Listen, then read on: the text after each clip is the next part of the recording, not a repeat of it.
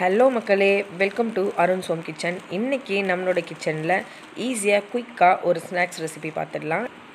உருளைக்கிழங்கு கட்லெட் தான் எப்படி செய்யுதுன்னு பார்க்க போகிறோம். நான் ஒரு 5 உருளைக்கிழங்கு எடுத்து வச்சுருக்கேன். இது வந்து 2 கட் பண்ணிவிட்டு நல்லா வேக வச்சு தோலெல்லாம் எடுத்துகிட்டு இது மாதிரி மேஷ் பண்ணி விட்டுக்கணும். இதுக்கு 2 வெங்காயம் எடுத்திருக்கேன், குட்டி குட்டியாக கட் பண்ணிவிட்டு அது கூட ஒரு பச்சை மிளகாய், கருவேப்பிலை, கொத்தமல்லி எல்லாத்தையும் நல்லா சின்ன சின்னதாக கட் பண்ணிவிட்டு அதையும் ஆட் பண்ணிக்கிறேன். நெக்ஸ்ட்டு கொஞ்சமாக மிளகாத்தூள், கொஞ்சமாக கரம் மசாலா தூள், உப்பு ஆட் பண்ணிவிட்டு அரிசி மாவு இருந்ததுன்னா ஆட் பண்ணிக்கோங்க.